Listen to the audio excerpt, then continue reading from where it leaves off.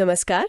आज हम एक बहुत ही चर्चित किताब रोंडा बर्न की द सीक्रेट, इसके कुछ विचारों पर जरा विस्तार से चर्चा करेंगे। हाँ, ये किताब जो है ये आकर्षण के नियम या जिसे लॉ ऑफ अट्रैक्शन कहते हैं उस पर आधारित है। और इसने वाकई दुनिया भर में काफी ध्यान खींचा है। बिल्कुल।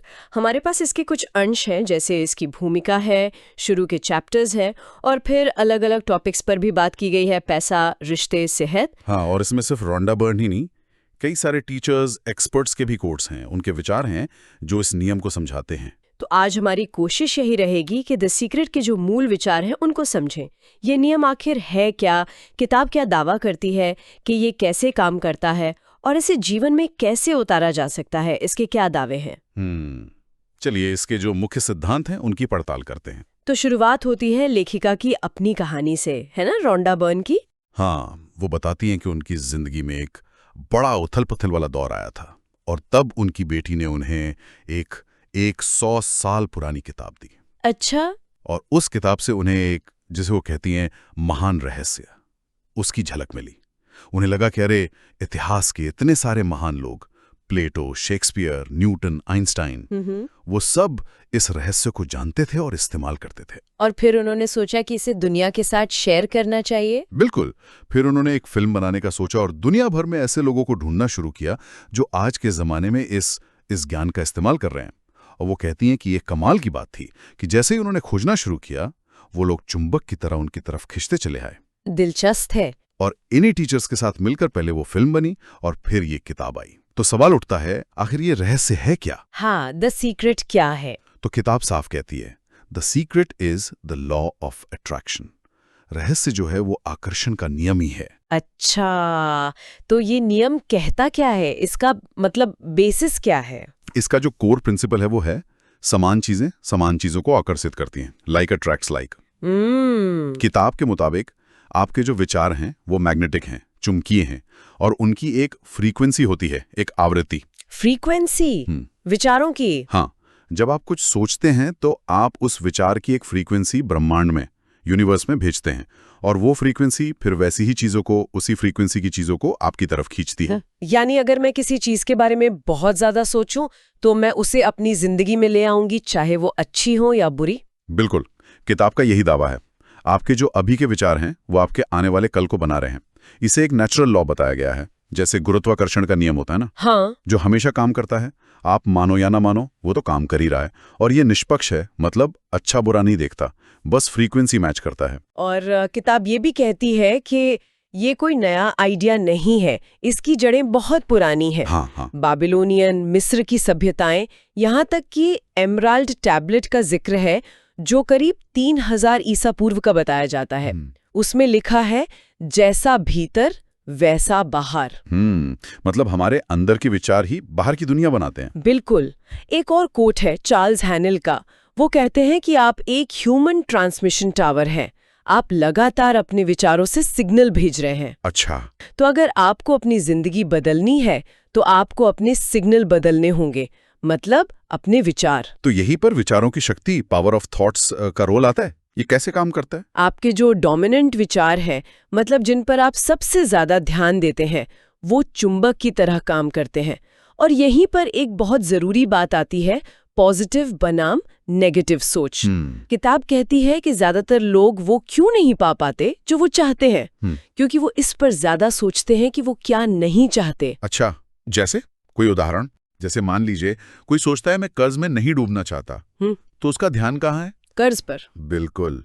तो आकर्षण का नियम किताब के अनुसार इसी कर्ज को और खींचेगा, क्योंकि आपका फोकस वही है। ये तो थोड़ी उलझन वाली बात है। हाँ, इसीलिए बॉब डॉयल जैसे टीचर्स कहते हैं कि यूनिवर्स जो है वो नहीं, मत जैसे नेगेटिव शब्दों को नहीं समझता, वो बस उस चीज पर फोकस करता है जिसके बारे में आप सोच रहे हैं। अच्छा। तो कर्ज में नहीं रहना सोचने पर भी फोकस तो कर्ज पर ही है। इससे अच्छा है कि आप सोचें मेरे पास बहुत पैसा है, या मैं आर्थिक रूप से स्वतंत्र हूं, मतलब प्रचुरता पर ध्यान दें। इसका मतलब हुआ कि अपने विचारों को लेकर बहुत जागरूक, बहुत अवेयर होना पड़ेगा। निश्चित रूप से। माइकल बर्नार्ड बेकविथ कहते हैं कि क्रिएशन, सृजन तो हर पल हो रहा है। आपका हर विचार कुछ ना कुछ रच रहा है। लेकिन अच्छी बात यह है कि आप किसी भी पल अपनी सोच बदल सकते हैं। जैसे ही आप जागरूक हुए, आप उसे बदल सकते हैं। किताब में एक रॉबर्ट नाम के व्यक्ति का उदाहरण भी है। हाँ, बताइए। वो समलैंगिक थे और उन्हें बहुत परेशानी झेलनी पड़ती थी। जब उन्होंने उस परेशानी पर ध्यान देने के बजाय खुशी और सम्मान पर फोकस करना शुरू किया, तो धीरे धीरे उनकी बाहरी परिस्थितियां भी बदल गईं। ये दिलचस्प है। विचारों के साथ साथ भावनाओं का, इमोशंस का भी बहुत जिक्र है किताब में। उनका क्या रोल है इस सब में? भावनाएं, आप कह सकते हैं, एक तरह का गाइडेंस सिस्टम है, फीडबैक मैकेनिज्म।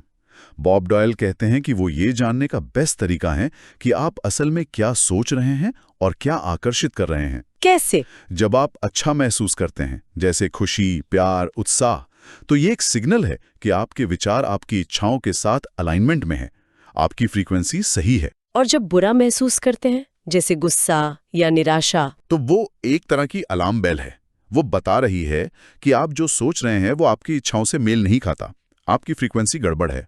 जैक कैनफील्ड कहते हैं कि अच्छी भावनाएं आपको अच्छी फ्रीक्वेंसी पर रखती हैं और तब आप और अच्छी चीजें अपनी तरफ खींचते हैं। तो अगर कोई बुरा महसूस कर रहा हो तो उसे क्या करना चाहिए? क्या कोई तरीका है इसे बदलने का? हाँ बिल्कुल, डॉक्टर जो विटाले इन्हें सीक्रेट शिफ्टर्स कहते हैं। मतलब ऐसी चीजें जो आपकी फीलिंग्स को तुरंत बदल दें। जैसे? कुछ भी हो सकता है। कोई अच्छी सी याद सोच लेना, कोई प्यारा सा गाना सुन लेना, प्रकृति में टहलने चले जाना, किसी बच्चे के साथ खेलना या अपने पेट के साथ। बस कुछ सेकंड या मिनट में आप अपनी वाइब्रेशन, अपनी फ्रीक्वेंसी बदल सकते हैं। और सभी भावनाओं में प्यार को, प्रेम को सबसे ऊंची, सबसे पावरफुल फ्रीक्वेंसी वाली भावना बताया गया है। अच्छा, तो ये सब समझ आता है कि विचार और भावनाएं कैसे काम करती हैं। अब सवाल ये है कि इस नियम का इस्तेमाल कैसे करें। किताब में एक क्रिएटिव प्रोसेस या रचनात्मक प्रक्रिया बताई गई है। हाँ बिल्कुल, इसे समझाने के लिए अलादीन और उसके जिन का उदाहरण दिया गया है। अच्छा। यूनिवर्स आपका जिन है, वो हमेशा तैयार है और कह रहा है आपकी इच्छा ही मेरा आदेश है। इस प्रोसेस के 3 स्टेप्स हैं। 3 स्टेप्स? पहला क्या है? पहला है मांगे, आस्क। आपको एकदम क्लियर होना पड़ेगा कि आप चाहते क्या हैं। अगर आप कंफ्यूज्ड हैं तो यूनिवर्स भी कंफ्यूज सिग्नल रिसीव करेगा और नतीजे भी वैसे ही मिलेंगे। स्पष्टता जरूरी है। हाँ, यूनिवर्स को एक स्पष्ट ऑर्डर दें। इसे लिख लेने की सलाह भी दी जाती है और ये काम बस एक बार करना है। जैसे आप किसी कैटलॉग से कुछ ऑर्डर करते हैं ना, एक बार कर दिया बस। बार बार मांगने का मतलब शायद ये है कि हमें यकीन नहीं है कि मिलेगा। बिल्कुल सही पकड़ा आपने। यही दूसरा स्टेप आता है, विश्वास करें, बिलीव। आपको पूरा अटूट विश्वास रखना होगा कि जो आपने मांगा है वो आपको मिल चुका है या मिल रहा है। इट्स ऑन इट्स वे। अनदेखे में विश्वास करना। हाँ, और सबसे जरूरी बात, कैसे मिलेगा इसकी चिंता बिल्कुल नहीं करनी। How is not your job, वो यूनिवर्स का काम है। अगर आप कैसे में उलझ गए तो मतलब आप शक कर रहे हैं, आप विश्वास नहीं कर रहे हैं। ठीक है, मांग लिया, विश्वास कर लिया। अब तीसरा स्टेप? तीसरा स्टेप है प्राप्त करें, रिसीव। इसके लिए आपको अच्छा महसूस करना है। आपको उस फीलिंग में आना है जो आपको अपनी इच्छा पूरी होने पर महसूस होगी। अच्छा महसूस करना है मतलब खुश रहना है? हाँ, खुश, उत्साहित, कृतज्ञ। जब आप अच्छा महसूस करते हैं, आप रिसीविंग मोड में होते हैं। आप उस फ्रीक्वेंसी पर होते हैं जहां आपकी मांगी हुई चीज आप तक आ सकती है। इसी स्टेप में इंस्पायर्ड एक्शन की भी बात है। इंस्पायर्ड एक्शन मतलब? मतलब आपको अचानक से कुछ करने का मन करेगा, कोई आइडिया आएगा जो आपको आपकी इच्छा की तरफ ले जाएगा। वो सहज लगेगा, मजेदार लगेगा, बोझ जैसा नहीं। तो उस एक्शन को लेना है। वो यूनिवर्स का तरीका हो सकता है आपको गाइड करने का। क्या इसे आजमाने के लिए, मतलब विश्वास बनाने के लिए, कोई छोटा तरीका भी सुझाया गया है? हाँ बिल्कुल, कहा गया है कि छोटी छोटी चीजों से शुरुआत करें। जैसे 1 कप कॉफी मैनिफेस्ट करने की कोशिश करें या पार्किंग की जगह। डेविड शिर्मर का उदाहरण है। वो बताते हैं कि कैसे वो पार्किंग स्पेस की कल्पना करते थे और उन्हें मिल जाती थी। अच्छा। इससे धीरे धीरे विश्वास बढ़ता है। हाँ, जैसे बॉब प्रॉक्टर एक पंख का उदाहरण देते हैं। हाँ। उन्होंने पंख पर ध्यान लगाया और वो उन्हें अजीब अजीब जगहों पर दिखने लगा। तो ये तो हुई क्रिएटिव प्रोसेस। इसे और शक्तिशाली बनाने के लिए किन तकनीकों पर जोर दिया गया है? 2 बहुत ही पावरफुल प्रोसेसेस बताई गई हैं। एक है कृतज्ञता यानी ग्रेटिट्यूड और दूसरी है मानसिक चित्रण यानी विजुअलाइजेशन। कृतज्ञता, आभार व्यक्त करना, ये कैसे मदद करता है? डॉक्टर जो विटाले कहते हैं कि कृतज्ञता आपकी पूरी एनर्जी को शिफ्ट कर सकती है और ये आपकी जिंदगी में और ज्यादा अच्छी चीजें लाने का सबसे तेज तरीका हो सकता है। फंडा यह है कि आप उन चीजों पर फोकस करें जो आपके पास हैं, जिनके लिए आप शुक्रगुजार हैं, बजाय उनके जो आपके पास नहीं है। ये कैसे काम करता है, इसका लॉजिक क्या है? जब आप कृतज्ञता महसूस करते हैं, आप यूनिवर्स को सिग्नल भेजते हैं, मेरे पास पहले से ही बहुत कुछ है। तो यूनिवर्स कहता है, अच्छा इसके पास बहुत है, इसे और दो। ये एक तरह से आपकी फ्रीक्वेंसी को प्रचुरता, एबंडेंस पर सेट कर देता है। किताब में कृतज्ञता पत्थर का भी जिक्र है शायद। हाँ, ली ब्रोवर का उदाहरण है। एक छोटा सा पत्थर जेब में रखें, जब भी हाथ उस पर जाए किसी ऐसी चीज के बारे में सोचें जिसके लिए आप आभारी हैं। ये दिन भर आपको शुक्रगुजार रहने की याद दिलाता है। ये तो आसान तरीका है। और दूसरी तकनीक, विजुअलाइजेशन, मानसिक चित्रण। हाँ, विजुअलाइजेशन मतलब अपने मन में उस चीज की तस्वीर बनाना जो आप चाहते हैं, जैसे कि वो आपको मिल चुकी है। आप उसे देख रहे हैं, महसूस कर रहे हैं। सिर्फ तस्वीर देखना काफी है? नहीं, यहीं पर लोग गलती कर जाते हैं। सिर्फ तस्वीर देखना काफी नहीं है, उस तस्वीर के साथ जुड़ी हुई भावनाओं को महसूस करना जरूरी है। वो खुशी, वो संतुष्टि, वो मजा जो आपको उस इच्छा के पूरे होने पर मिलेगा। Feeling is the key. भावनाएं ही असल में आकर्षण पैदा करती हैं। बिल्कुल। जॉनस आरएफ का विजन बोर्ड वाला अनुभव बहुत मशहूर है। उन्होंने अपने सपनों के घर की तस्वीर विजन बोर्ड पर लगाई थी। कई साल बाद जब वो एक नए घर में शिफ्ट हुए और पुराने डब्बे खोल रहे थे, तो उन्हें वो विजन बोर्ड मिला। उन्होंने देखा कि वो उसी घर में रह रहे थे जिसकी तस्वीर उन्होंने लगाई थी। उन्हें पता भी नहीं चला था। कमाल है। हाँ, किताब कहती है कि विजुअलाइजेशन इतना पावरफुल है कि आपके शरीर और दिमाग पर वास्तविक असर डालता है। जैसे एथलीट करते हैं, वो जीतने की कल्पना करते हैं। हाँ, विजुअल मोटर रिहर्सल कहते हैं शायद। सही। अच्छा, अब ये सिद्धांत जीवन के अलग अलग हिस्सों पर कैसे लागू होते हैं, जैसे पैसा, रिश्ते, सेहत? पहले पैसे की बात करते हैं। धन या पैसे के मामले में किताब का मुख्य संदेश वही है, कमी पर ध्यान मत दो, प्रचुरता पर दो। पैसे को लेकर अच्छा महसूस करो। ये मत सोचो कि पैसा कमाना मुश्किल है, सोचो पैसा आसानी से और अक्सर मेरी तरफ आता है। अपनी मान्यताओं को बदलना होगा। हाँ, विश्वास बदलना होगा। कृतज्ञता यहाँ भी बहुत काम करती है। जो पैसा आपके पास है उसके लिए शुक्रगुजार हूं, और देने की भावना, उदारता भी महत्वपूर्ण बताई गई है।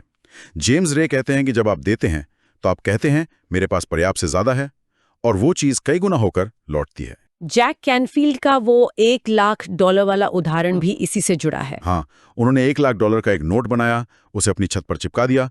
रोज सुबह उठकर उसे देखते थे और महसूस करते थे कि उनके पास $1 लाख हैं, और कहते हैं कि साल भर के अंदर अप्रत्याशित तरीकों से उन्होंने उससे ज्यादा कमा लिया। वाह। अब रिश्तों के बारे में क्या सलाह है? रिश्तों के मामले में सबसे पहला और जरूरी नियम है, पहले खुद से प्यार करो और अपना सम्मान करो। आप दूसरों को वो नहीं दे सकते जो आपके पास खुद नहीं है। You can't pour from an empty cup. बिल्कुल। अपना ध्यान अपनी खूबियों पर लगाओ, खुद को अच्छा महसूस कराओ।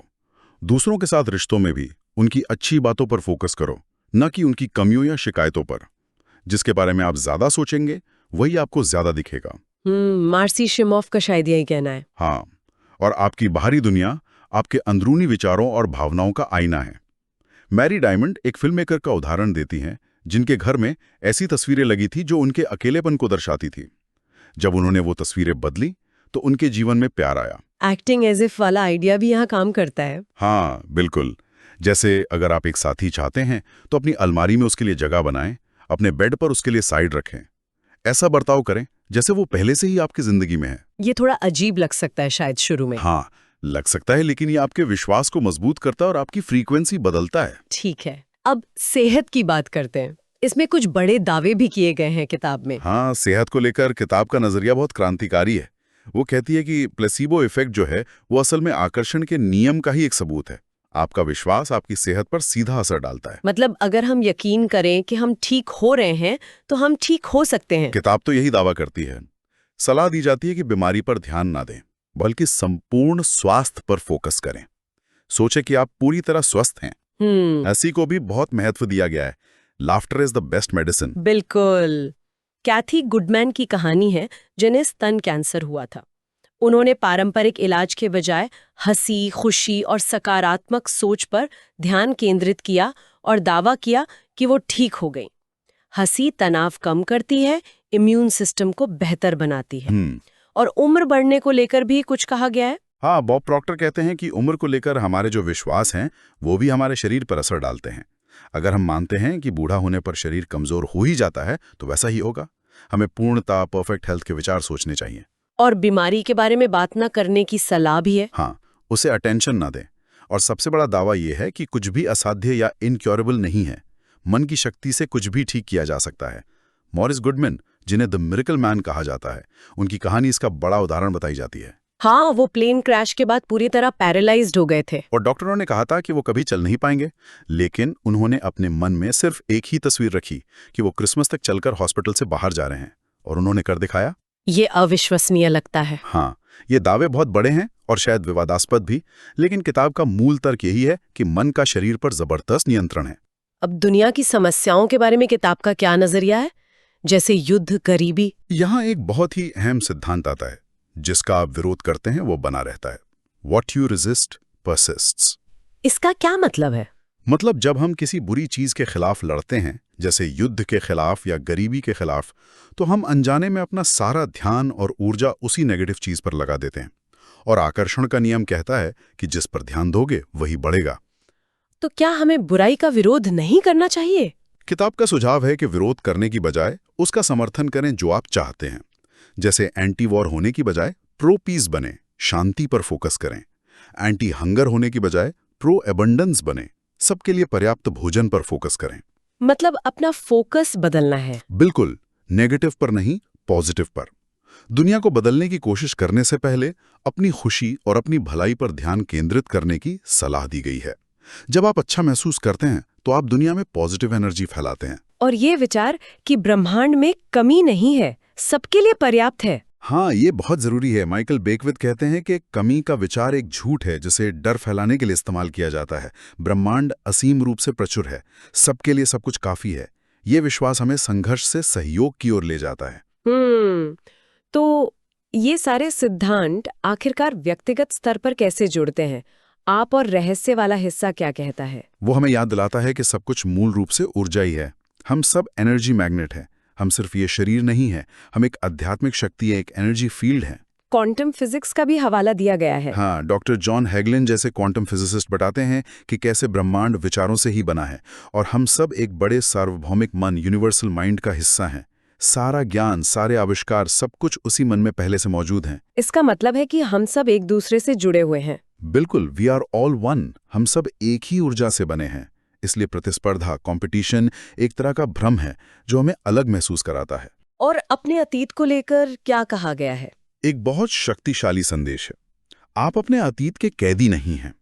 आप अपनी कहानी खुद लिख सकते हैं। अतीत की बुरी बातों पर सोचते रहने से आप भविष्य में भी वैसी ही चीजें आकर्षित करेंगे। उसे जाने दें और वर्तमान पर फोकस करें।